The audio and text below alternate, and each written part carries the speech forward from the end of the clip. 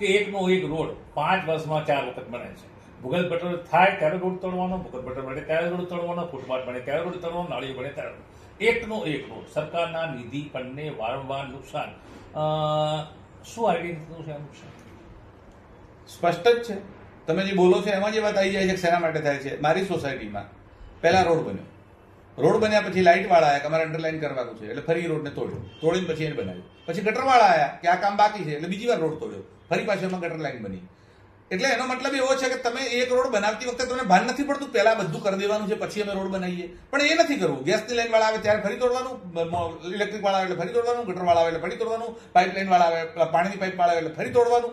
મતલબ તમે જે ફંડ છે એનો દુરુપયોગ કેવી રીતે થાય ને એ દુરુપયોગ એટલા માટે કરવાનો કે એમાંથી મારો ભાગ કેટલો મને મળે છે. એટલે કમિશન એજન્ટ તરીકે જે લોકો કામ કરે છે એમાં પોલિટિશિયન પણ છે અને કોન્ટ્રાક્ટર પણ છે. પોલિટિશિયન એ પડદા પાછળનો એનો હિસ્સેદાર છે અને કોન્ટ્રાક્ટર સીધો ફ્રન્ટ ઉપર આવેલો હિસ્સેદાર છે. પણ બેની મિલી ભગત એવી થાય છે, કદાચ હું ન ભૂલતો હોય તો ડીસામાં જે મોટો બ્રિજ બન્યો આપણો 4.5 કિલોમીટરનો હાઈવે ઉપરનો, અને એના માટે કોઈએ આરટીઆઈ કરેલી અને છેલ્લે કંઈક એની ફરિયાદ પણ થયેલી.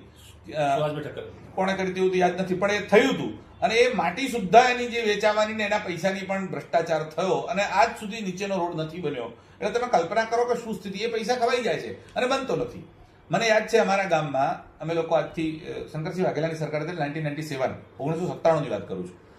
ગામમાં જે પંચાયત હતી અને પંચાયતે એ વખતે અવાડો બનાવેલો અને અવાડો બનાવીને એ વખતે 3000 રૂપિયામાં અવાડો બન્યો એમ, પણ અવાડો બનાવ્યો છે એવું લખી અને 3000 રૂપિયા એ વખતે ગાયબ થઈ ગયા.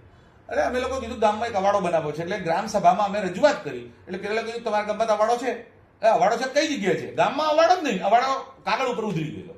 તો જો અવાડો કાગળ ઉપર ગાયો માટે બનાવેલો અવાડો કાગળ ઉપર ઉધરીને પૈસા ચવાઈ જતા હોય તો તમે કલ્પના કરો કે એક રોડ 4 વખત શું કામ તોડવામાં આવે છે.